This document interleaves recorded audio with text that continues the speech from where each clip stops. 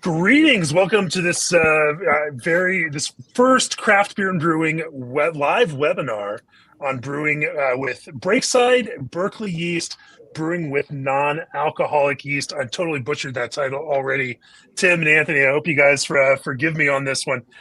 This is something we've never done before. Thanks to all of you who are joining us live for this broadcast. Normally with our craft beer and brewing podcast, I have the benefit of editing before anything goes live, but we are just right out there.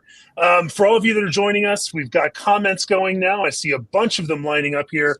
If you have questions as we go, please throw them in there in the comments. I will keep monitoring those, and we will kind of go through this. We'll also, at the end, we're going to shoot for about an hour and then have Q&A open after that. And so please stick around, and if you have questions that don't get covered through all of the the run of the webinar, then you can hold those to the end. We'll try to answer everybody's questions and make sure everyone gets to learn. The idea here is for Ben to learn from Tim and from Anthony about non-alcoholic brewing, about methods, processes, obviously yeast, fermentation, et cetera, and understand all the challenges and ins and outs of that. Before we get started, a little bit of introductions. Maybe we'll start with Anthony. Anthony is VP of Product Strategy for Berkeley Yeast, longtime brewer, very experienced brewer at a number of different breweries. He can give you all of that history and background himself. I won't recount it here. Tim, is brand ambassador for Berkeley Yeast. Tim was most recently brewmaster and co-founder of Cellarmaker, and joined Berkeley earlier this year to help lead up their content and brand ambassador stuff. Ben, brewmaster for Breakside, one of the also a Russell Scherer Award winner for innovation in brewing. I ask most brewers out there who they want to be when they grow up, the answer is Ben Edmunds. If you know, you know. I've had many GABF winning brewers tell me that I want to be Ben Edmunds when I grow up. But for Ben, you are not necessarily a non-alcoholic beer brewer and are interested in jumping into this and come at it from the standpoint of a brewer, who's brewing 30,000 plus brewers a year, barrels a year in a production environment. And so for you need to not just understand the process, but also have a bulletproof approach to doing this non-alcoholic beer in package in a way that's going to be stable, it's going to be healthy, it's going to last out there. And so in this sense, I will hand it over to you, Ben, and you can get this conversation started and pick the brains of Anthony and Tim to get an idea, for where you start. So with that, I'll hand it over to Ben. And if anyone has questions as we go, throw them up in the comments, and I will keep funneling them to Ben as we go. Awesome. Thanks for the introduction, Jamie. It is a little bit unusual, I suppose, that the person kind of moderating this panel, this webinar, is not someone who actually produces this type of beer, but it really is fun because I get to be a student and kind of pepper these guys the questions that I'm always wondering about as NA production and low alcohol beer production is increased and become more central to the craft segment of our industry. So fellas, let's just dive in. This is a technical talk. It's not a marketing talk. It's not really about the business side of this. Let's really nerd out on kind of the how-tos and whatnots and leave the questions around, what the marketplace looks like for another conversation. But I think we're going to kind of hit this in two areas, right? We're going to talk about production and kind of NA as a whole in terms of production, and then we're going to get into the food safety piece after that. Does that sound good? Sounds great. Great. All right, taxonomy first. Tell me, when you guys think, what is this realm of NA? How do we define it? What's the range of products that might be considered in this space? Yeah, there's a whole bunch of products that we could call non-alc. I think for this talk, it's probably best if we just focus on non-alc beer. So we're talking about malt, hops, yeast. We're talking about some amount of fermentation. We can discuss a little bit some different methods of making non-alc product, and maybe why we're going to focus on the maltose and maltotriose negative yeast space for this talk. So products that are under 0.5% ABV. It's If you're looking at maltose and maltose negative yeast, it's a little challenging to get to that 0% mark. So we'll really be focusing on the under 0.5% product. Do you want to just put a little finer point on that difference between 0.0 type beers or products and this kind of range that's considered non-alc, but isn't that, above 0.0 but below 0.5? Process-wise, just what the history is behind those types of differences? Yeah, so we'll start with the different methods of achieving non-alc first, and then we can talk about 0.0 and 0.5. So you've primarily got mechanical methods of de-alc, so membrane or RO units, or heat thermal methods, rectification, distillation. That I like to think of those as the goal is to make a fantastic beer and try to not mess it up through the alcohol removal process. You end up losing a lot of the favorable sensory attributes. Ethanol is a carrier of a lot of those awesome flavors that we have come to know and love in beer, come from both the fermentation and the hops. So you tend to lose those through the process of alcohol removal. On the other hand, the sort of arrested fermentation or maltose negative approach to making NA, I think, is altogether different. You're not making a normal beer to start with, and therefore a lot of your considerations that go into producing that product are very different to begin with. And when you think about the removal process, you can, in general, remove close to all of the alcohol.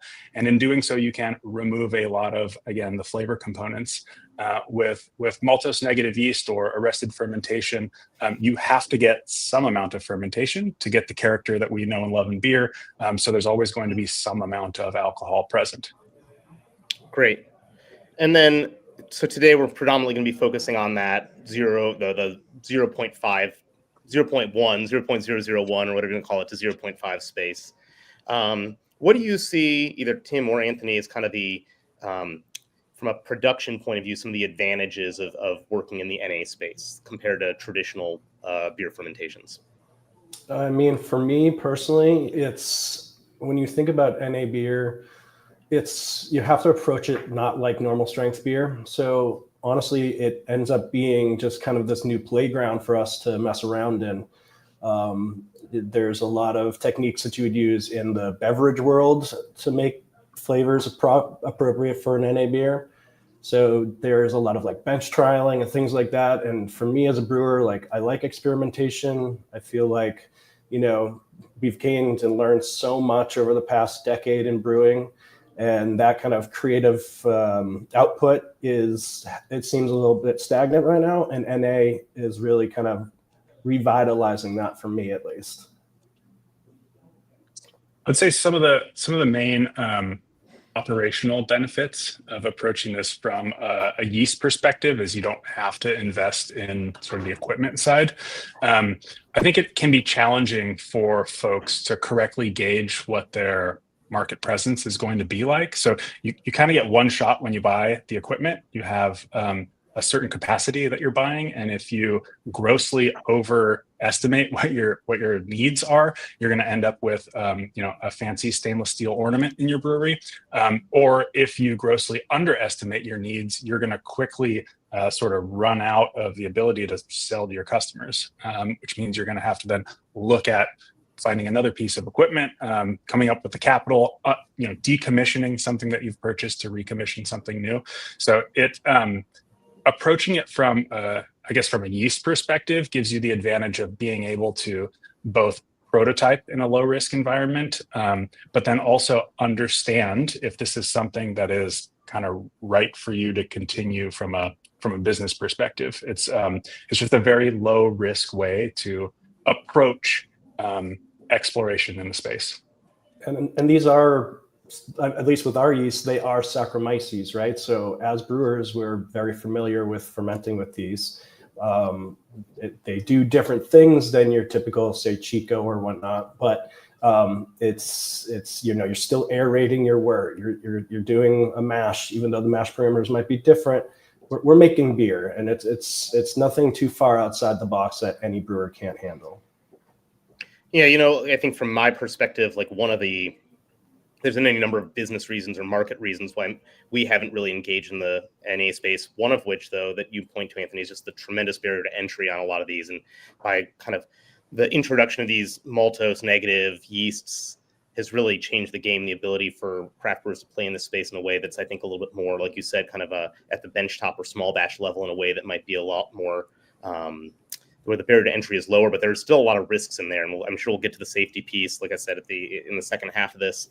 But, I think that in one of the reasons that I got on board to host this after talking with you guys about these new yeasts that you've been working on is that, historically, a lot of NA beer is just simply not very good at the end of the day as a quality product. When I think about it, when I take the marketing hat off, when I take all the kind of other questions, just like, do I enjoy this beverage? It's a lot of it's quite sweet, quite oxidized, doesn't really have the trappings of beer.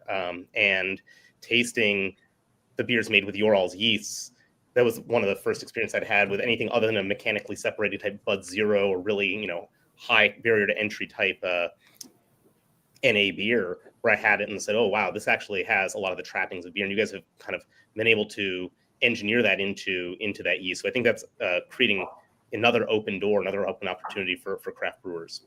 Do you guys want to talk about kind of why you think the yeasts are a game changer in some ways, or do you want to? Do you feel like we kind of just hit on some of those key points there? I guess I'll briefly talk about a lot of what we are also going to talk about in this webinar will be applicable to all maltose negative yeast strains, but I think the point that we would like to get across is that our yeast put you in a position to do all these things very simply. Our yeast, when I talk about our yeast, I like to say it does three things. The first thing is it's a Saccharomyces strain, like Tim just mentioned. So it does all the normal things that you would expect a Saccharomyces yeast strain to do. There are a lot of other maltose negative options that either are not Saccharomyces or have been hybridized with non-Saccharomyces strains. So you might get other flavor components that you're not used to seeing in standard beer. The second thing that we have done, besides eliminating the ability to ferment maltose and maltotriose, is that we increase beer flavors. So we're talking about a reduced level of fermentation, which also reduces all of the fermentation flavors and aromas. So we've taken sort of the benchmark of normal fermentation and what you would otherwise see, a really large reduction. We've brought those sensory compounds back up to where you would expect to see them. So you get a lot of, as you said, the trappings of normal beer, like you get that. And then the third thing that we've done in terms of flavors is we've brought in things that you would also find typically in beer coming from other ingredients like hops. So you get some tropical notes, you get some classic hop compounds. So all those things together, I think, are an amazing place to start with the rest of the sort of tips that we're going to go over here in the rest of the webinar.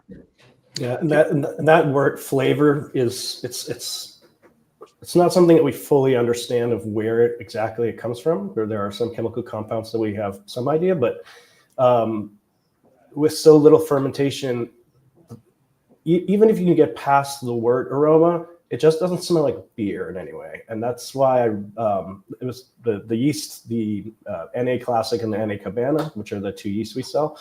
They were actually the first two samples I brought home when I joined Berkeley Yeast. I hadn't tried them yet.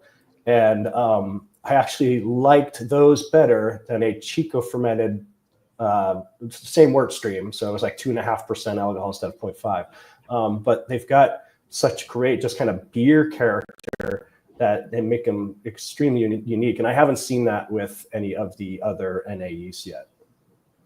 Can you guys spend a second just talking about kind of what some of those beery metabolites that you are turning up, in the kind of genomic engineering on these yeasts is, and what also some of what those hop compounds are? Yeah, so unsurprisingly, esters are a great marker for fermentation. So we're focusing on that class of compounds. And then Also, you'll see terpenes, or you'll see potentially thiols. There are, we'll just call it a handful of things that we're adding to kind of make these, nudge them in the right places. But it's all compounds and flavors that you would see typically in beer. Great. Let's dive into some of the nuts and bolts here. Let's start at big picture recipe design. What's the kind of what are the key starting points there? How do you crawl into this before you can really run in this space? Yeah, I oftentimes like to speak very simply about like the first beer that you produce for maltose negative yeast, and the reason I do that is you likely have thousands and thousands of iterations of standard alcohol beer, and you can draw on all those experiences to very quickly kind of determine what you want to do in the space. Writing your 200th IPA recipe is not a challenge for people, but thinking about making a 5 Plato starting gravity beer, all of a sudden you have to really reconsider the rest of the balance of the product. So I generally like to recommend a very, very simple recipe, starting with like 5 to 5.5 Plato OG. And as I mentioned, you'll reduce maybe you'll ferment 15% RDF or so. So you'll take that down 0.9 Plato, and you'll have a product that's born non-alcoholic beer. No extra work required. There are some things that you can do, like more advanced methods. You might be adding water back to get to an appropriate level of ABV, but it's best to save those after you have tried and potentially failed a few times before you try and do the hard tricks in the space. I think that's really important. And we've seen with customers who have used the yeast who have kind of just got ahead of themselves a little bit here and there. And I got to stress what Anthony says. It's like, we'll give you a baseline recipe that we use for our pilot system. I would start there. I would replicate that as best as possible and then make minor tweaks from there. There are 2 recipes up on the website, on the Craft Beer and Brewing website right now that you put together, Tim. Is that right? I did. Yeah. Thank you. Those are iterations of the pilot recipe. They're not that far off. One's kind of a light lager and one's more of a West Coast IPA. And you can kind of see just by looking at those, where you might go with like subtle differences in malt and hops. So going back to like the broad strokes, so we've created a really low Plato wort. The fermentation to get that 15% RDF, that happens in 12 to 36 hours. So very quickly ferments. And then you're looking to package the product. And again, thinking broad strokes, if you've made a very simple recipe up front, Tim alluded to this earlier, you've given yourself a lot of opportunity to benchtop down the road. And what I mean by that is you can make hundreds of different versions of non-alcoholic beer with the same fermentation, with a lot of the products that you can use downstream. You can change a whole bunch about the color, about the flavor. You can change sweetness. It gives you the ability to learn through experience and through failure. You don't have to show anyone the 99 versions that you made that were not good, but it will help inform you for batch 2 that you ferment. Here are the things that I want to adjust and I want to improve to make it a better product. So you can quickly get through the prototyping phase if you keep it simple at the beginning. Yeah, the idea that some of those prototypes can be ready in 24 hours, 36 hours is pretty tempting compared to the normal turnaround time for the normal feedback loop for a full strength beer. Let's talk about malt. If I'm getting into this, you guys have kind of proposed a 5 Plato, 5.5 Plato starting gravity. We're looking at something that's going to ferment down about 0.9, so we're in the mid 4s at the end. If I'm trying to do a hop forward, even a simple lager type grist bill here, you said, Anthony, I've written 200 of these IPA recipes before. how am I changing how I approach writing an IPA recipe for an NA version of that beer? Yeah, I think probably the biggest change is how you think about hops in general, both from the flavor and aroma component and the bitterness component. Without alcohol in the product, it really changes both of those things, the perception and the types of flavors and aromas that you get out of hops. So I like to lean into hot side hops as much as I can, because I think they come off authentically, because the hot side process is largely similar to what you would do for standard beer. However, I like to keep my BUs quite low to keep the balance of the product in check. If you send out an NA product that's got 60 plus BUs, it's not going to be very easy drinking. So reducing the BUs is super important. And then on the cold side, from a hopping perspective, we Anthony, when you say that, you mean using hop products, or are you talking about using actual hop material? Hop material is fine. Hop products are also welcome. Hop products in the hot side or downstream cold side. There are a lot. Every manufacturer of hops and a bunch of people who don't grow hops have hop products that are available that you can use to great effect. In my experience, I like to join those together with real hops. I think they play nicely together. But you can use those hot or cold side. On the cold side in particular, you are opening yourself up to micro risk using hops in like a typical dry hop fashion. But I also think the character from hops used cold side in NA is more similar to that in, say, hop water, where maybe you get different components. It does not come off authentically dry hopped. I think there's something special about alcohol in beer and the hop flavor and aroma that you get. So I usually reduce by a significant amount the amount of cold side hops that I'm using, and you still can get amazing flavor from that. But again, you couple that with advanced hop products, you can get some very flavorful IPAs in the NA space. And we all know that the advanced hop products out there now are just getting better and better. There's more and more options. I spent a few days trying a whole bunch of them just to see, from weed terpenes to hop extracts to like hop blends mimicking hop flavors, natural flavors, pineapple, mango, peach. These things are like at low threshold levels, really add to that hop bouquet in a really nice way. And they don't overwhelm the palate like Anthony had mentioned, because you need that ethanol, you need that body to kind of temper the BUs, temper the astringency that you get from the hops. And that's I think there's a point buried in there, Tim, also, which is that the expectation around what hop flavors are present and, what might seem like a hop flavor in this may be different than what we're used to in typical IPA or pale ale production. I want to backtrack just a second, go back to malt and mash here, because there's a good kind of through line on the hops. We mentioned wordiness at the beginning. I know wateriness on the flip side of that is kind of an issue here. Tim, from your perspective, malt-wise, what are some of the things that, what are the tips and tricks for avoiding those twin challenges and the navigating those twin threats of wateriness and wordiness? Well, I think it's important to keep it simple. It's easy to make lighter color beers seem more authentic, whereas if you were to try to create a stout, you'd very quickly overwhelm the palate with the astringency and roast of darker malts.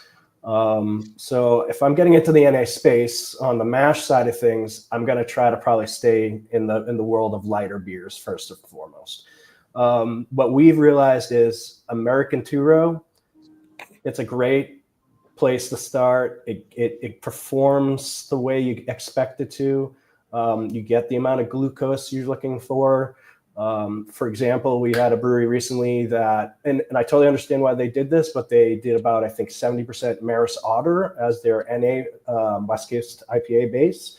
And of course they would, right? They're trying to build up the body a little bit, so it's not as flabby.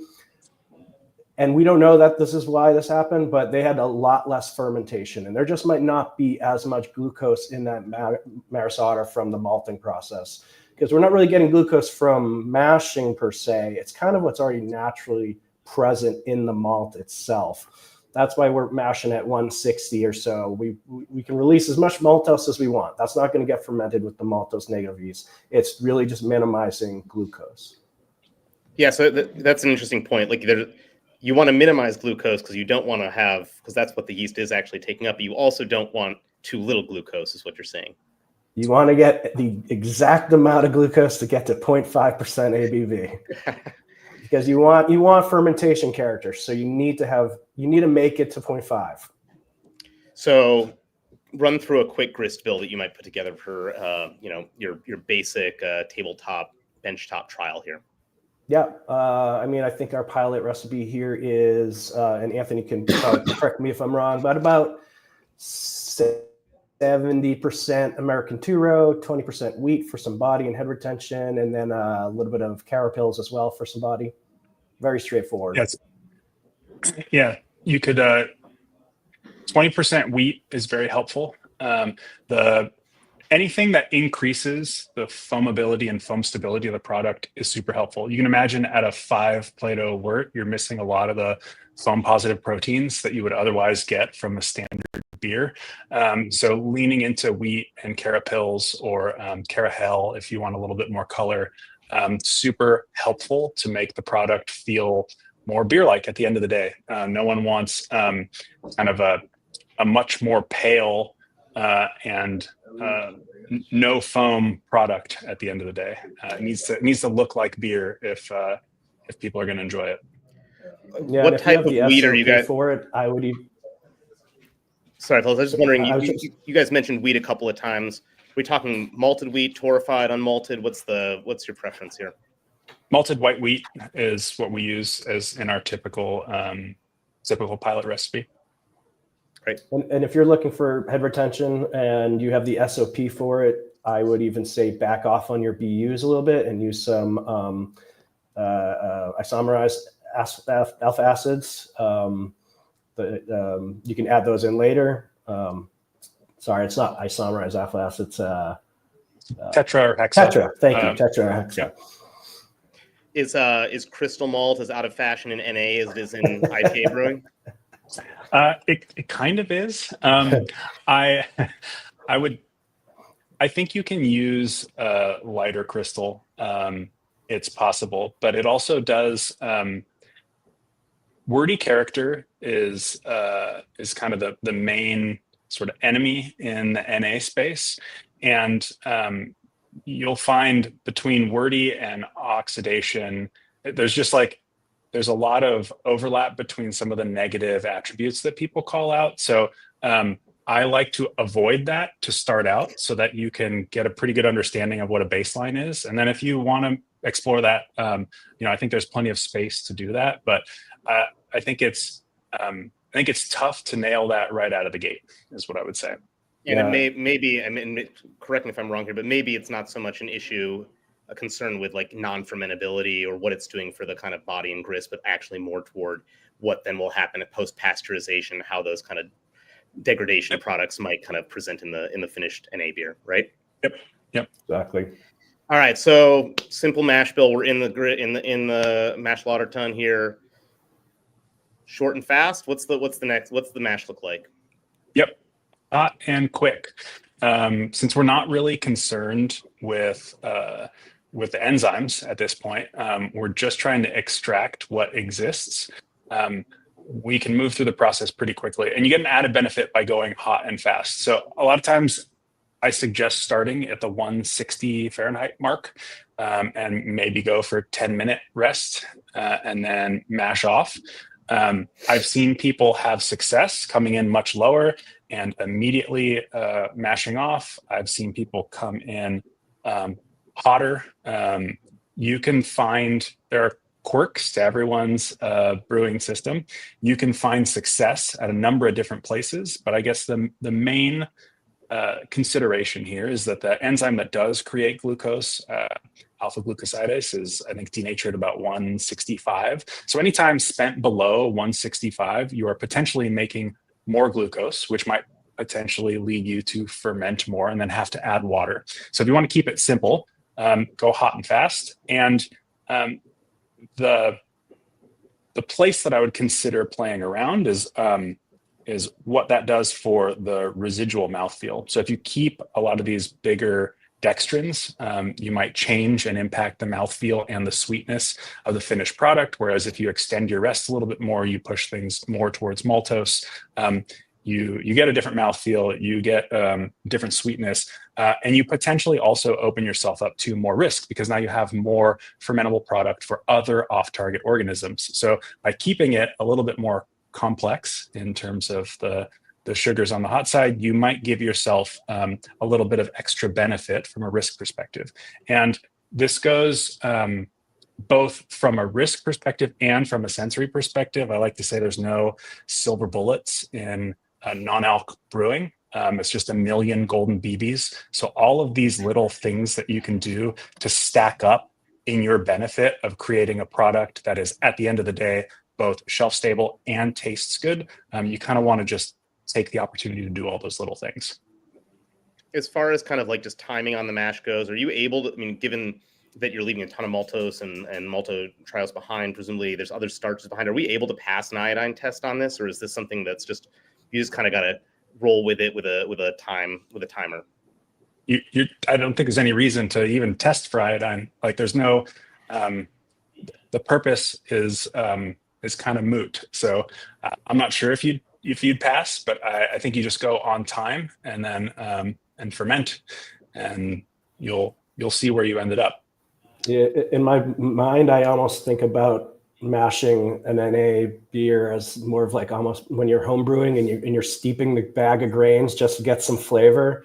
You know, you're looking more almost for that flavor and side products of the malt than you would typically normal strength beer.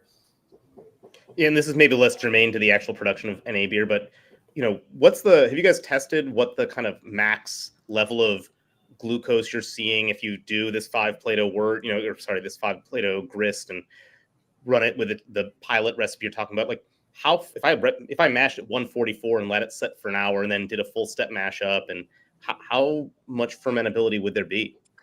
I mean, you can add enzymes and make the whole thing fermentable. Sure. So any range from about 12 to 15%. And there are actually even some things that you can do to decrease the glucose. As Tim said, there are also other enzymes that turn glucose into things like gluconic acid. So there are ways for you to really push this in any direction. Again, the more advanced steps. But I would consider don't get ahead of yourself, though. That's the thing. Just keep it simple. I would consider sticking to sort of the 10 to maybe 17 or 18% RDF range to start out with. So don't worry about reducing glucose, is what you're saying also in that. At least not for your first several batches. Okay. Anything else you guys want to hit on in terms of kind of mashing, grist, water profile, lauderability on this? Yeah, absolutely. So we haven't actually, it's crazy. We're 35 minutes in and I haven't said anything about pH yet. But this is like the first step that you start paying attention to your pH. So because you have a much smaller grist, you also have much lower buffering capacity of the malt. You also, if you are sticking with normal liquor to grist ratios, you will have much larger amounts of water that you're sparging. So you can see where this is going, but your mash pH or your sparge pH, your runnings are going to go up, which means you're going to extract less desirable things from your malt. So I like to increase the amount of water in my liquor to grist ratio, go pretty loose for the mash in. Which also gives me an opportunity to add more acid in. And again, we're not interested in stabilizing the enzymes, so we don't need to hit our typical mash pH. We can drop that down a little further and give ourselves more space to get it right. So increase the water, add more acid than you think you normally would. Like, don't be afraid to be in the 5 range. I like to use phosphoric acid on the hot side. I actually like to use it throughout the process to make the impact for pH, driving the pH change. And then you can experiment with different sorts of acids for sensory reasons downstream. But that's probably the biggest sensory impact that you can, or sensory item you can consider during mashing. The other thing that I would think about is from an equipment perspective, you probably haven't run a 5 Plato wort through your lauter tun before, and you might have a bed that's, you know, a centimeter deep. So maybe, depending on your equipment, if you're so lucky to have a nice wide lauter tun, you might need to add so like rice holes or something to bulk it up a little bit so that you actually cover your plates. But that's kind of all dependent on what equipment you have and what you have access to. And to circle back to pH, one more thing on that. If you're going to be at a low level, lower than your typical, mash pH is going to be, your wort knockout pH might be quite a bit lower than you're used to or at least when you're going into the kettle. That's all good. The food safety concerns that we'll get to soon, we're going to want low pH throughout this whole thing. So if you're, going into the kettle and, oh my God, boil start is 4.5, great. That's actually like kind of as high as you want to be. So I would say don't freak out about pHs that are lower than you're used to seeing. And you're not seeing any negative flavor impacts from lower pHs than would be typical at those points during the process in full strength beer production. No, and I think the lower pH helps these beverages. I think in general they taste better at lower pH anyway. Great. Well, just to keep things moving along here, fellas, for the sake of time, since we spent the first 38 minutes on this on the mash and lauter, let's get to the backside of the hot side, that is the kettle and whirlpool, some transfer. We've hit on some of the kind of key hop notes, but it looks like, I'm assuming here, standard boil lengths. We're trying to volatilize some undesirables as normal. You guys mentioned BUs. Let's go back into that a little bit. How low are we talking in terms of BUs? Can you quantify that at all in terms of hop load? Jamie, you were asking Anthony about, T90 to product mix. So I'd be interested in hearing what that actual hop bill looks like. I think for BUs and hops on the hot side in general, and this could even apply to cold side as well, is really be thoughtful about your hop choice. Make sure you're using hops that are really fresh. I would say keep the HSI on whatever hop you're using low.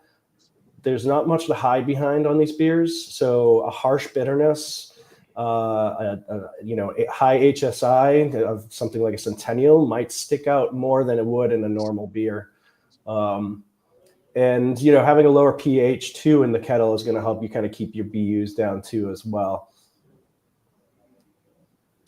And then do you think that is there a space for kind of flowables and whatnot, advanced products in these types of beers on the hot side, or is that, version 2.0? Would you suggest sticking to some T90 just for the first round when someone's dipping their toe into this? Yep. I've used, there are hop products that will add flavor and aroma without adding bitterness. Those can work fantastically here. But again, I think, like you said, starting simply early, sticking to T90s, pushing it late on the hot side so that you can get as much sort of aroma as you can out of them while keeping the BUs low is probably the best approach.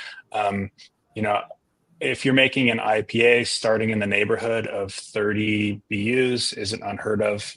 Like if that feels too low for a West Coast NA IPA, don't worry about it. Like Tim mentioned, you can always bump up some BUs downstream and get an idea of what it tastes like with a higher level of bitterness without necessarily committing your whole batch to that level of BUs.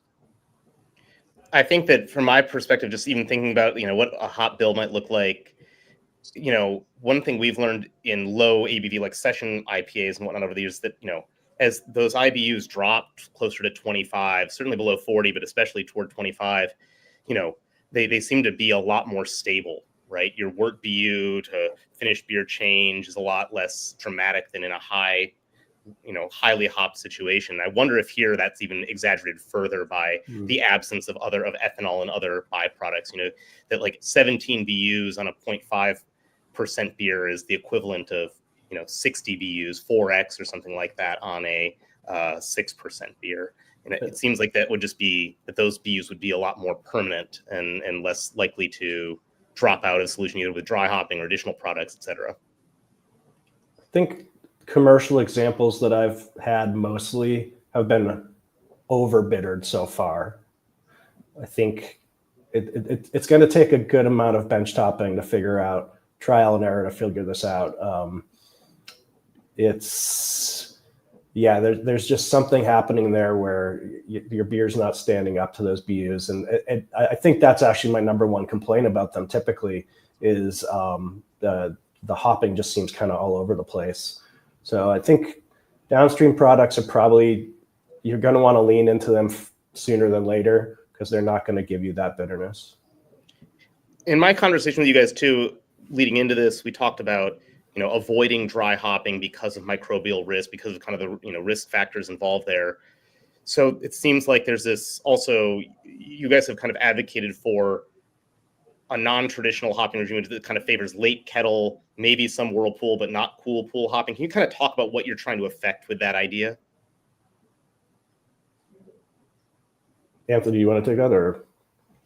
Sure. Yeah. I think it gets back to what I said of hops being authentic on the hot side. So getting the most bang for your buck. Like if you are limited in the amount of cold side hopping that you can do, take full advantage of the safety of the hot side and get as much authentic aroma and flavor as you can without causing imbalance in terms of BUs. That's just the general approach that I suggest.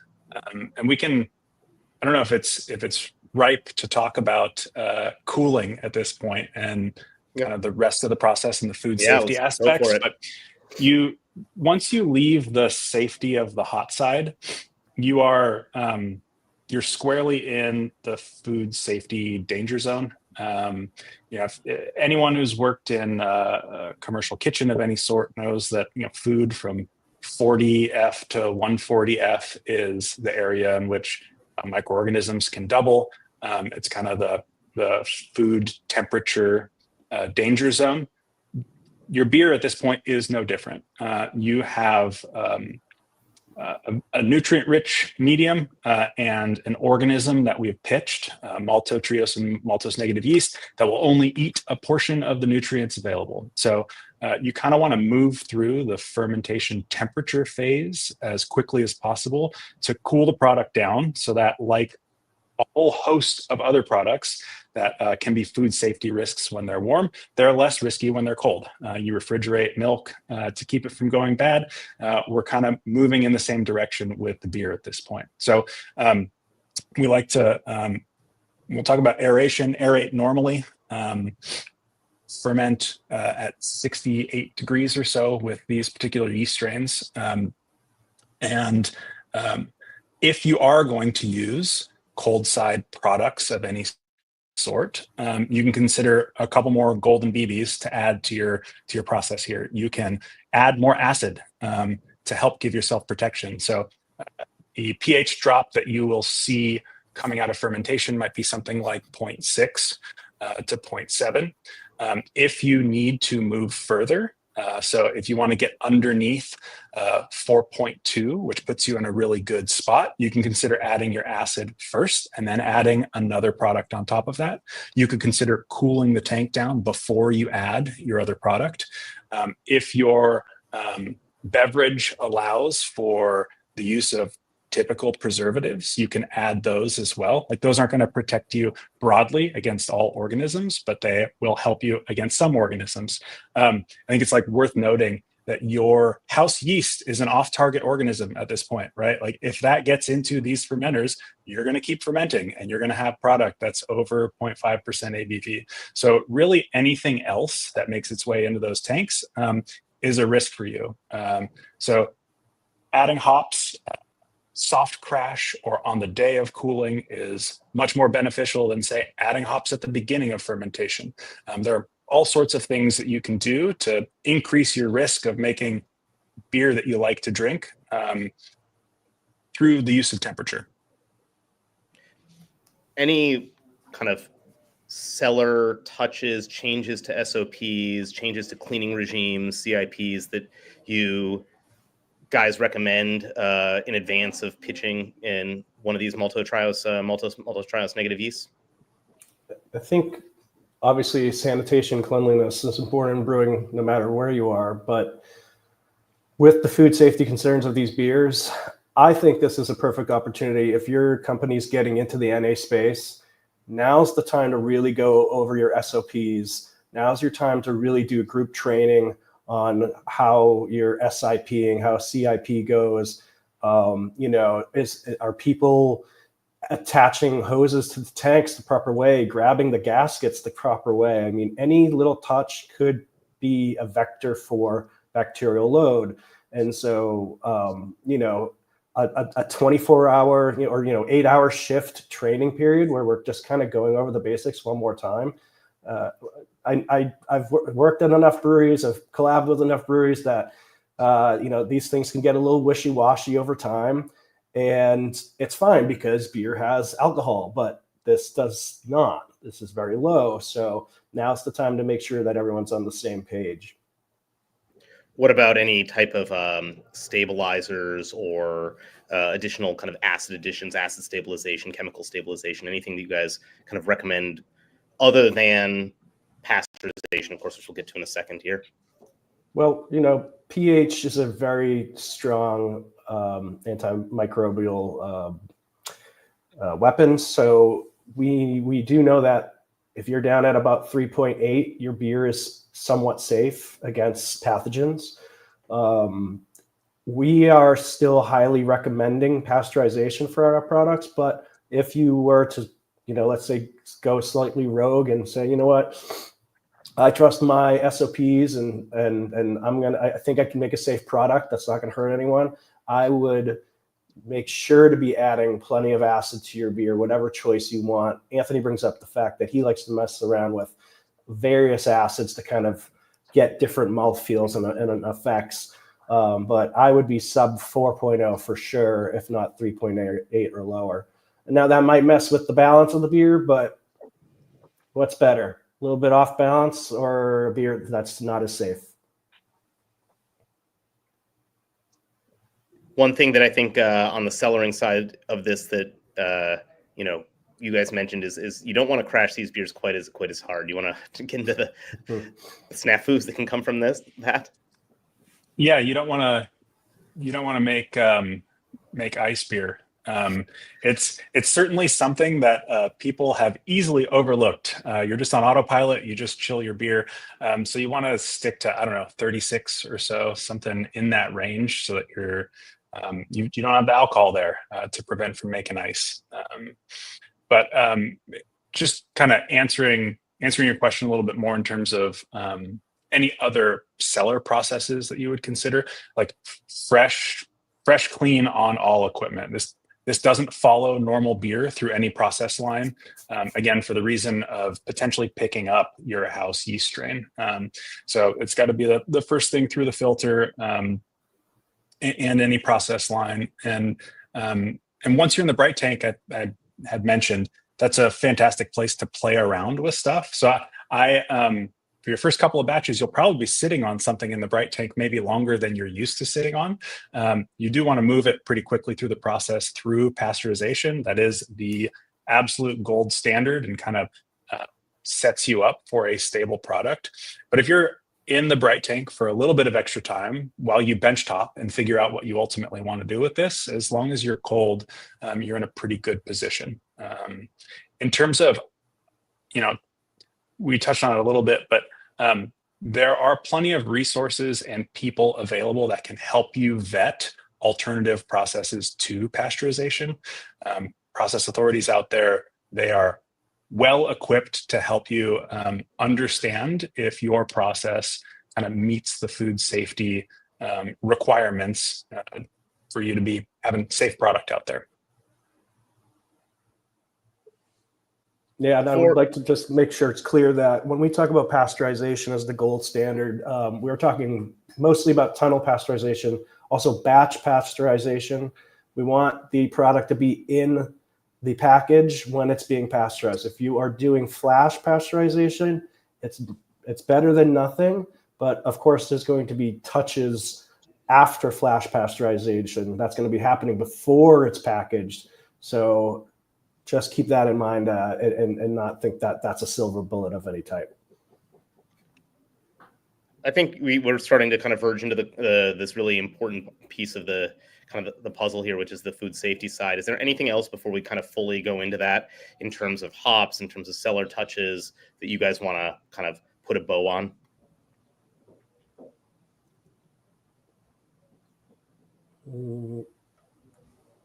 Just one thing. I know that we recommend pitching our yeast at 1.5 million cells per degree Plato per milliliter.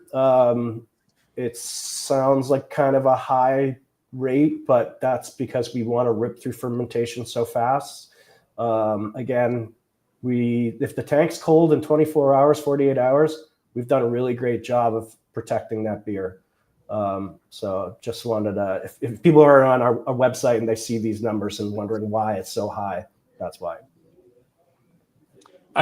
This sort of bleeds into the food safety aspects, but carbonation, if your beer is a little bit warmer and you haven't had a ton of fermentation to begin with, carbonating your product is going to be a little bit different depending on how, if you have inline carbonation, you might want to pay close attention to that.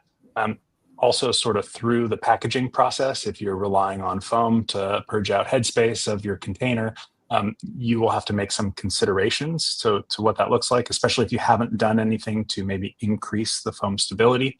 So just extra attention to those details is helpful. And I think in general, I prefer these products to be higher levels of carbonation to begin with.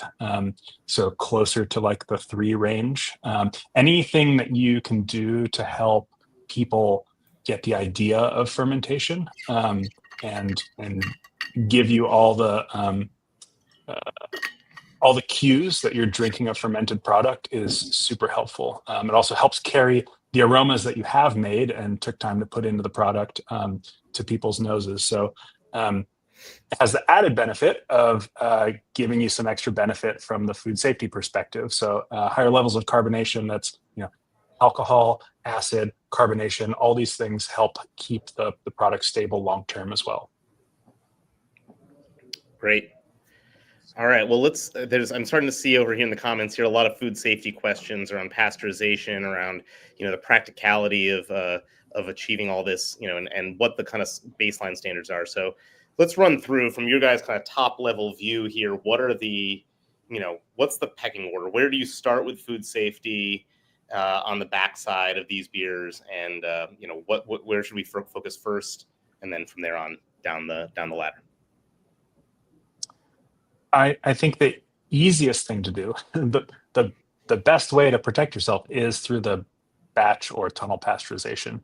That just provides the broadest amount of safety for you. If you're unable to do that, the other things that I would consider super high priority are both pH. Tim mentioned some fantastic targets to shoot for.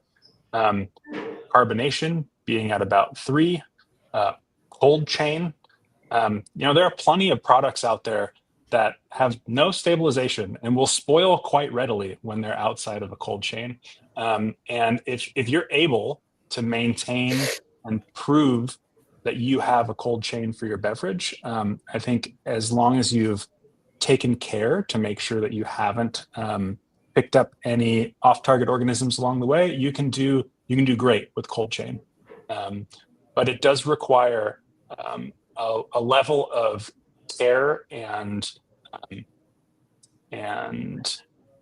information that we don't typically require people to have in brewing. So not everyone has to HACCP program. If everyone is following good manufacturing practices. So that's table stakes. But if you have a HACCP program, I would consider applying the same approach to your non-alcoholic products, and you'll find some other areas that become critical control points for you. And just because you might have a tunnel pasteurizer in house doesn't already mean that something's growing in your beer and there's pathogens in there that have released some toxicity. That's just something, just because you're killing them later, it doesn't mean that they could hurt someone from what they've already done in their beer. This is maybe we've talked about pasteurization. Does that take draft off the table in your guys' opinion? We highly recommend not pouring draft NA beer. I don't care how clean your bar is. You're sending those kegs out to other accounts that we can it's hard to keep tabs on. I just did a video on safety that went live on YouTube a couple days ago. And one of the stats I found while researching that is that Brewers Association recommends cleaning draft lines, normal strength draft lines, every 2 weeks, but hardly anyone ever does that, according to them. NA beer lines, you would want to do a 1 week. So I just think the risk reward on serving draft beer is just not something that I would ever take a chance on. And it seems like customers are already accustomed to drinking a packaged product when it comes to NA beer. Tim, you noted just a second ago that even if you pasteurize at the end, you could already have achieved some level of toxicity. What is this time frame for creating potential toxicity from bacteria along the process? You implied that it can be a pretty short period of time. It depends on the bacterial load. I think if you're paying attention to these things, the chances that something like E. coli could grow to a level that it could release enough endotoxins to kill someone, probably not likely, but that's not to say it isn't. And so getting your beer cold as fast as possible is going to highly lower that risk.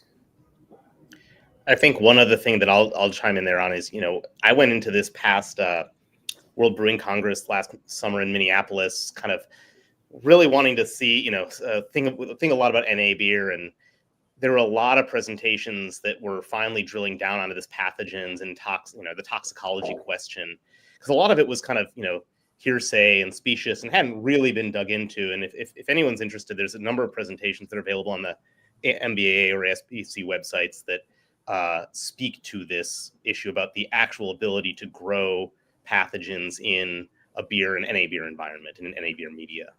And so it is real. And I think the draft question it's going to be very controversial over the next few years. And it's going to be a real sticking point, and there's going to be people on both sides of this issue, as it were. Well, for example, there was a great MBAA podcast recently that was talking about NA beer and the growth of pathogens in it. I'm going to sum it up as fast as possible here, but Dr. Greg Rochon of Camden BRI basically showed that he ordered 50 different examples of European NA beers that he could just order over the internet, 50 different ones. None of them were found to have pathogens in them. But then when I believe what he did was he inoculated them and put them into his hood. And so once the beers were open, as the carbonation was leaving and oxygen was coming in, the pathogens were then allowed to grow. So why am I talking about that? Well, that's draft beer lines for you. There's ingress of oxygen, right? There's a lack of cleanliness in general. So I think it's something we just should avoid at all costs right now. Yeah, absolutely. So pasteurization is obviously a expensive endeavor to get into for a lot of folks. What have you guys seen that's been effective for small brewers? I think batch pasteurization is a perfectly great way to do it. I know some breweries who have batch pasteurizer that are already using them for pastry stouts and things like that. And again, if you're worried about investing in tunnel pasteurization or batch pasteurization, it's not just NA beer that you can affect by this. You could go and back sweeten beers of all types, and people love sweet beer. So you're making a sweet beer that's safe, but also you're benefiting, and you can get into the NA world and be safe as well. Yeah, I would say as people think about approaching that, you can still prototype without a tunnel pasteurizer. So you can make small batches yourself, and you can taste them right out of the tank. If they're things for just yourself, it's very low risk if you've done your diligence through the process. If you are packaging those up and you want to see what those are like across a longer shelf life, you can do the batch pasteurization. Simply grabbing a sous vide or some sort of temperature controlled water bath, you can pasteurize these for your own prototypes and see how they hold up. And I think that's probably a really good place for people to start. And if they're getting results that they like, taking it to the next step would be considering, hey, if I'd like to do this in-house myself, should I consider grabbing a batch pasteurizer that does 2 cases at a time? There are companies that make these things that are essentially glorified dishwashers that put out hot water and can pasteurize 2 cases at a time. And you can service a pub with a product like that. That might be enough for you to make the decision then to say, hey, I either want to own something more robust myself, or I've built up a little bit of demand. I need to take this to somebody else who has a tunnel pasteurizer to make a larger amount of product for me. So I think there's a whole bunch of ways for people to continue to play in the space without having a full-blown tunnel pasteurizer of their own. And I think, Anthony, thanks for bringing that up, because now's a good time just to mention we are fully on board with helping whoever wants to get into this space with more info. This webinar is a great resource, but if you just want to reach out to us, Tim at berkeleyyeast.com or Anthony at berkeleyyeast.com, we can answer these questions. We can sit down with you. We can help. And I think it's a perfect thing for a small brewery to consider. When I was talking about earlier about finding this as a new space to kind of experiment in, I'm really excited about it. If I had the budget for a small batch pasteurizer, I think it's something that I would definitely go looking for the market on. Do you guys want to get into pasteurization units, or is that too thorny an issue and too multi-layered an issue for the time that we have on this? It's pretty multi-layered, but if people that receive beer samples from Berkeley Yeast that have been made on our pilot system, pasteurized in a batch pasteurizer like I've just described, those products are in excess of 50 BUs. That's what we're shooting for. I think it all depends on the load of organisms that you're pasteurizing, the product that you're making, what other steps you've taken throughout the process to help reduce your risk. But again, that's something that a process authority would be a great resource on. You can do challenge tests on different scenarios of your specific product, and they can tell you, hey, this is working or this is not working. So beyond that, we are an open book to share the things that we're doing, but everyone has to sort of make their own decisions about their level of risk that they're willing to take on and what they want to serve their consumers. Do you just want, maybe since we're not going to get into the specific numbers other than your own, do you want to just kind of go into maybe why it's hard to give a standard on what a PU should be for these types of beers? Sure.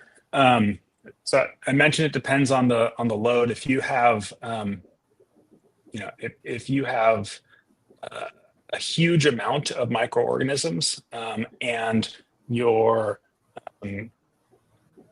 product, I guess it's challenging to outline all the different scenarios that might exist. Whether that be the composition of your NA product in general. If you choose to add a whole bunch of sugar on top because you want it to be the sweetest non-alcoholic beer that exists in the market, you've just added a whole bunch of extra risk to your product. I guess the amount of things to consider is quite wide, which is why when someone like a process authority evaluates for you, they look at your specific formula and your specific process to evaluate the total risk. Great. Well, guys, we've got about 25 minutes left in this, and I think that I've asked most of the questions that I had, and I think covered, kind of front to back a lot of the really key issues here. But I'm sure we have a ton of questions that have not been answered that are coming from the audience. So I'm going to hand it back over to Jamie so he can feed those to you. But thanks so much for that kind of broad strokes overview. Really cool stuff. And it's a really fascinating area for exploration. Thanks. Thank you, Ben.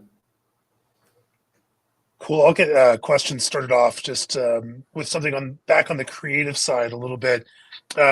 I had some health stuff happen early last year and went through a phase of not drinking a lot of beer and drinking a lot more non-alcoholic beer in a way that I'd never engaged with the category before January 2024, but then got a really good crash course and what makes non-alcoholic beer good, palatable, interesting.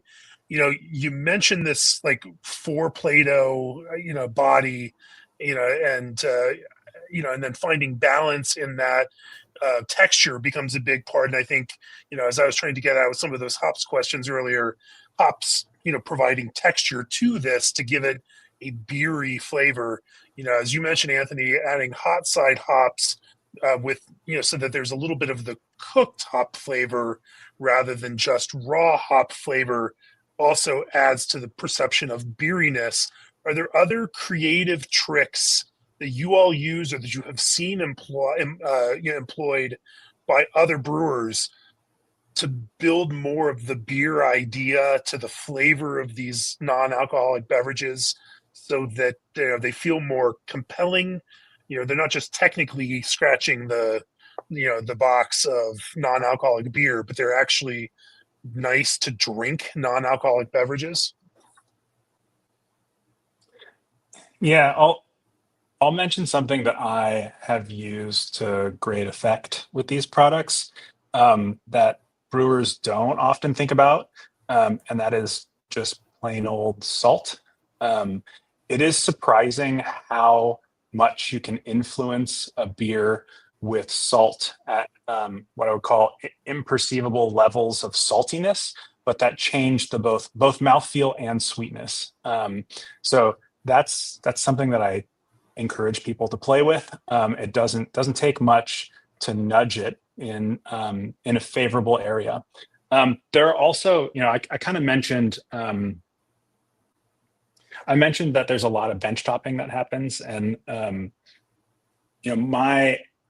my journey with NA beer started being quite skeptical, right? Like 2018-ish, I had been encouraged to look into this space, and I kind of wrote it off initially because I didn't understand the consumers, I didn't understand the beverage, I didn't understand a lot about it. And it took joining a Facebook group about non-alc beer to really understand how people who are enthusiastic about the space talk about it and think about it and share and ship beer across the country. Like, it really reminded me of early craft beer days where everyone is super excited about their regional product and they're sending it around the country. And it helped me develop a little bit of a mind shift myself on how to approach making these products better and fitting the need state of the people who are already interested in the space, which really what I'm driving at is a lot of the work happens downstream because it's not, you've done this simple, clean thing up front. You're leaving yourself opportunity to lean into, we mentioned acids, lactic acid, malic acid, citric acid, in various amounts can influence, again, the perception of fermentation. I think that's super, super useful. other sweeteners. There's so many sweeteners available. You can lean into things like if you're looking for low calorie type products, there's the monk fruits and the stevias out there. But you can use things like brewer's crystals or just straight up dextrose, which I know we said glucose is something that the yeast will ferment, but if you're going to pasteurize it immediately, it is now available to you as a potential sweetener. All these things, maltodextrin, there are so many different ways to add body to your product. There are even some fiber products. There's something out there called Fibersol that I have used again to add body. There's so many ways for you to nudge this in the more beery direction, like you said. But it takes a ton of experimentation at the benchtop. And I think about these things maybe more closely to, say, soda production or even energy drinks. Like, you can do so much and so many interesting things if you approach it with a bit more curiosity on the downstream portion. Yeah, and I don't know if you've seen, Jamie, but there's a lot of examples that I've tried that just the bitterness is a little too high and the sweetness in body is too low. And if there was those levels came a little bit closer, I'd be like, this would be a perfect beer. Yeah, I think if I think about it, because we've done some reviewing of non-alcoholic beers over the years, did a couple years ago with our blind panel. The worst examples tasted basically like seltzer with extract beer flavor added to them. I think at that point the BrewDog beers were a pretty bad, horrible example. I hate to be negative. They were some pretty unfortunate, beers that scored for us, the lowest that we'd seen. But I think a lot of these things in the years since then, they could very well have improved from that standpoint. Same kind of thing with, gluten-free beers. The early days of sorghum beers were not necessarily the most compelling things, but today gluten-free beers are absolutely fantastic. The technology moves really, really quickly, and where we are now is not where we were 2 years ago. But on that spectrum, now I also just judged in Poland, the non-alcoholic beer category, and seeing the range of beer flavors within this, 25, 30 beers in the non-alcoholic category, ranging from sour fruited beer to lager and IPA, or lager-ish and IPA. It's interesting to see just how broad some of this flavor in the NA space can get, and just what is possible, using these kinds of processes. But I can go on to that forever. We've got some other questions out here. We had a question about foam and head retention. I may have missed that one. Sean Knight asked this one about, and you guys mentioned using wheat in your grist early on. Is there any other way that you, kind of capture that kind of foam and head character in non-alcoholic beers? Yeah, the biggest cheat is tetra or hexa hop products. It doesn't take much. It really increases the foam stability. So yeah, leaning into as much of the traditional routes as possible. But I think Tim mentioned it, like leaving a little bit of room in your BUs to have a small addition of tetra hexa. Let's see. We had any other body builders? Someone in the comments was mentioning propylene glycol. There's other mentions of things like vanilla here in the comments, of ways to build some perception of body and sweetness, even without necessarily adding sweetness itself.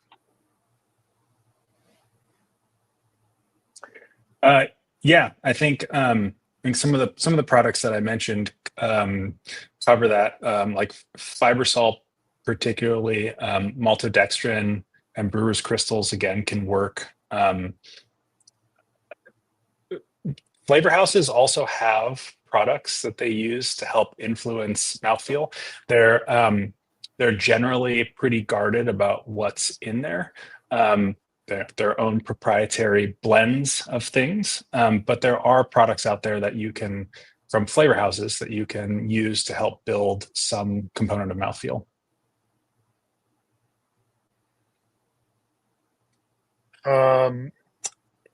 Anything else on the stabilization piece, that you or in terms of chemical or process stabilization? Obviously, the wine world has its own stabilization methods.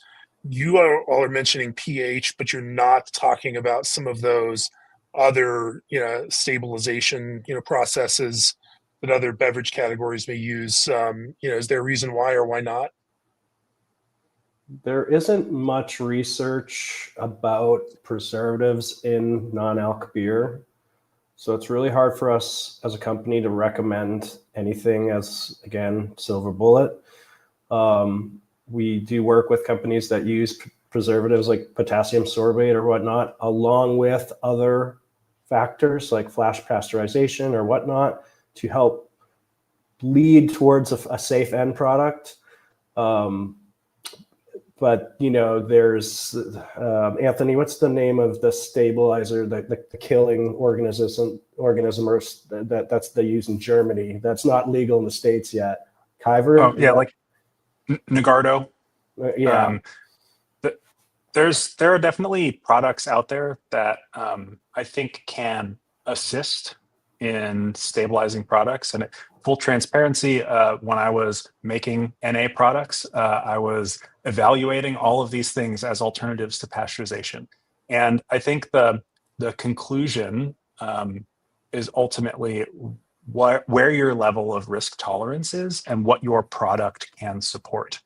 So some of these have cases where they are best used, and some of them are maybe not good for all use cases. And I think it's kind of, I don't mean to give an answer that says it depends, but it very much depends on what your product is. And if you're curious about your specific product, I would definitely encourage you to talk to more people so that you are you're no longer unsure. There are plenty of people. You can call us. We can put you in touch with people, but we shouldn't be afraid to ask people whether or not we're doing the right thing, because it's one of those situations where all it takes is for one news story to occur. It doesn't matter whose NA they purchased, but it could be impactful to the industry as a whole. And I think that's not something, like, we're all interested in growing this space, not interested in shrinking it. So reach out. Brewers are amazing at sharing their knowledge and information with people. So whether that be people in your brewing network, or, like I said, reach out to any of the four faces on your screen, and we can make sure to get you in touch with someone to help answer your specific question on something like safety. And I understand, especially in this kind of category, it's hard to answer anything with a very broad, widely applicable answer, but in more direct answers around specific, recipes, products, processes, you can give more focused answers that can help guide people in those specific directions. Emails, again, Hayden has just posted them back in the chat for folks that need them. I want to, again, talk about, since Tim, you're such a magician when it comes to using hops, are there specific hops within the scope of these very, very light, no ABV or sub 0.5 ABV beers that you find add texture, add, quality, or is there something beyond just, HSI and BU that you look for in something that's going to help build a round beery flavor in some of these beers? Yeah, I mean, I would try to find that balance between, say, on a hot side hop, having a kind of lower alpha acid, so you could use a little bit more of it. But again, you're still going to, as you build that structure you're talking about, Jamie, you can overwhelm it very quickly. So approach each hop as its own little key. Low cohumulone. Simcoe might work great in a West Coast IPA for bittering or 30 minutes, but it might just kind of blast through in the wrong way right away. That's something I hope to experiment more with in our pilot brewery soon, is that exact question. Sure. Do we have any more questions out there in the chat? Throw them up there and I'll try to get them in here for it. We had a question about a redux on the mash. How hot and how fast? I know we did cover it, but we'll do a quick redux on that one. Sure. Good starting point is 160 F for your mashing temperature.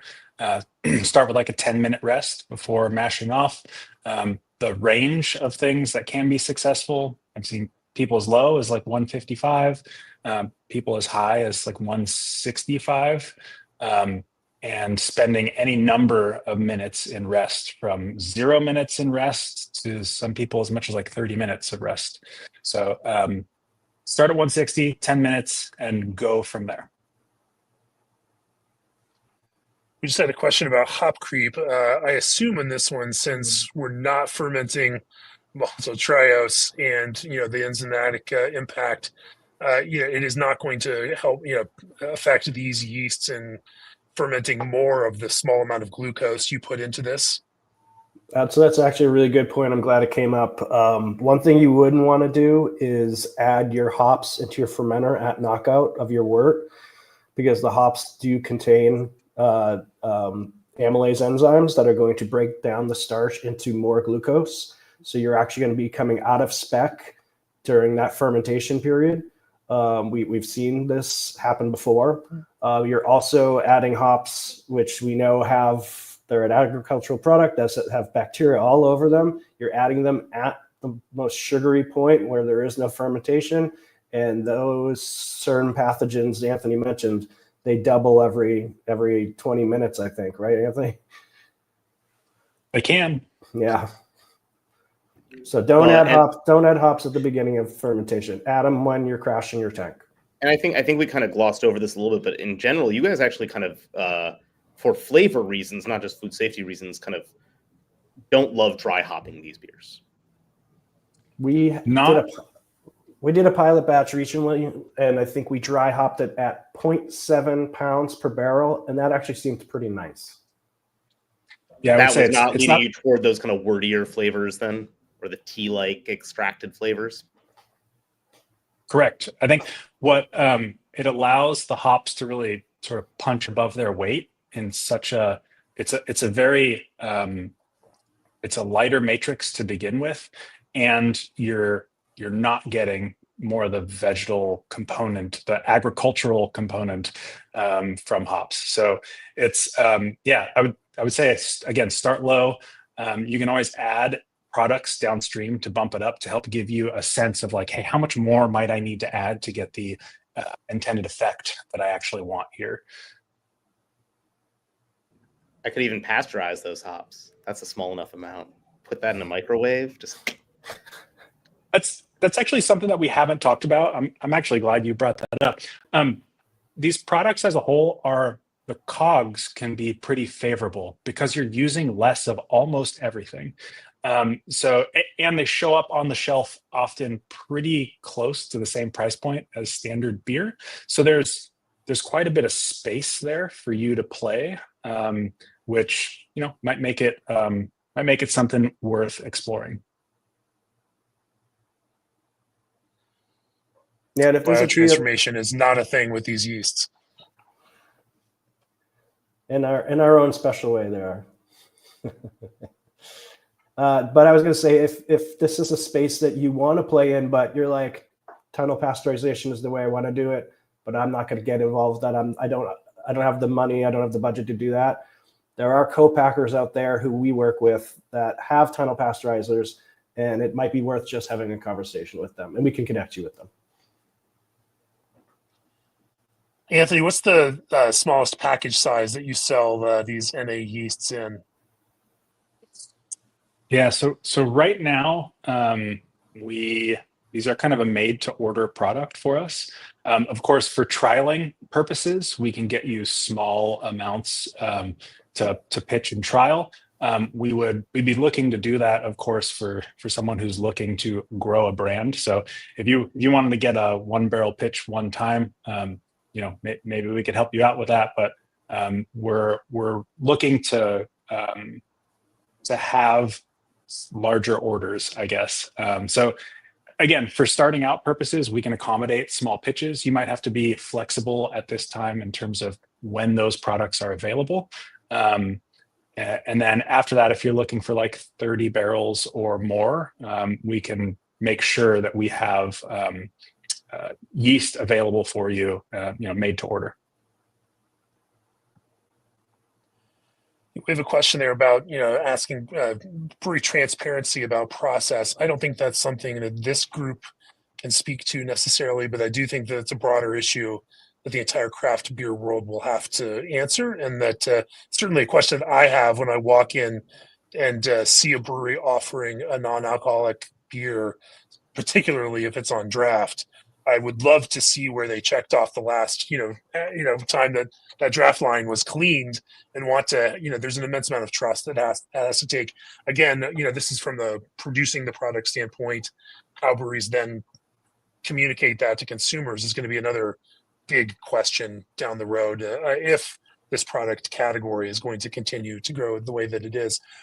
We've got a couple more minutes here. Ben, as someone who doesn't make non-alcoholic beer but is interested in this category, but also understands that it has to hit a whole bunch of bottom lines. It has to work within a production process that you all can be comfortable with. You have to be able to safely produce this, safely package it, and communicate this entire thing out to your consumer. What are you looking at for next steps within your own brewery, and how you take steps forward in the non-alcoholic space? Yeah, I think for us, I'm pretty committed that if we're going to do this as anything other than a small batch kind of, tabletop situation, that we're going to be committed to batch tunnel pasteurization of finished beer. I think that's just, for me, the gold standard on this. And so that means for us either investing in that equipment or finding a co-packer and getting into a contract situation, both of which are possible. Those then become business calculations. Not so much about the art of brewing, but more like, do we think that this is something that we want to kind of put $1 million investment in equipment, or do we think this is something that we can grow to a moderate size within our kind of overall brand mix, and maybe we do this for a year or two. Or launch with other product categories that also could benefit from that, whether that's back sweetened cider or various fruit beverages, et cetera, et cetera. That said, at the small level, and talking with Tim and Anthony about this, I think that I am encouraged by the idea of us kind of at least kind of doing some innovation brewing around this. At the small batch level, we have the ability to make 3-barrel, 1-barrels, 5-barrel batches. Whether those are something that we're going to give serve to the public, I think is a TBD question. But certainly from just I do think that a worldly brewer should be engaged in this space in one way or another, and that it behooves all of us to understand the production, the safety concerns, the composition on these. So that's something we'll pursue, even if it doesn't commercialize.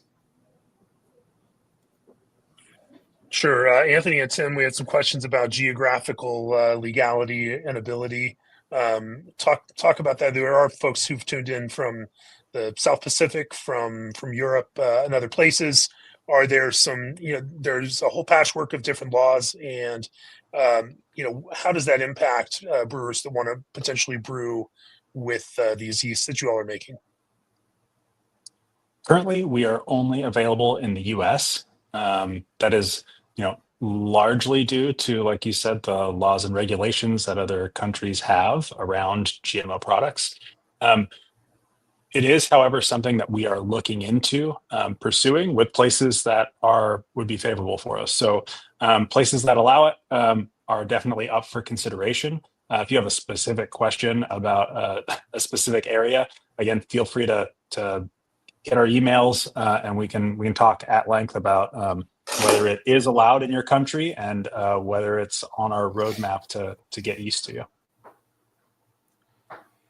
Sure. And I can tell you from having just talked last month with some German brewers, I mean, there is actually quite a bit of interest amongst European brewers in these products, and some frustration that there are broad-based and restrictions against them, and a big fear that they're going to lose in the innovation game in brewing in general. And so you will see what that means for legality worldwide after that.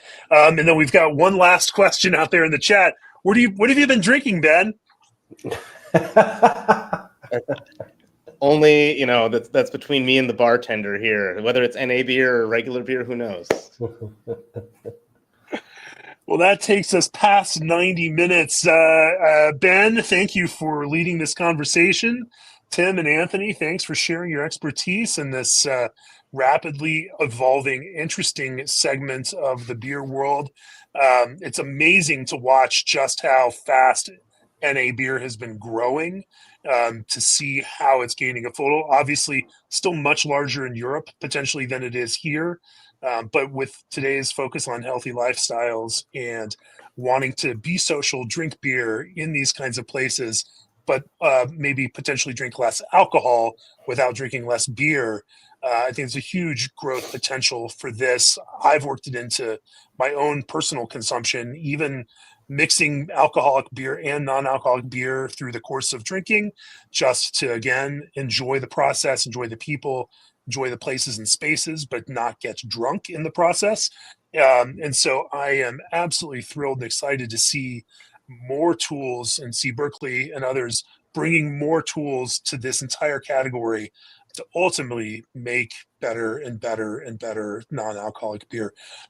We'll take this recording, post it out there. And so if anyone who's in here missed anything along the way, you can go back and reference various points of the conversation.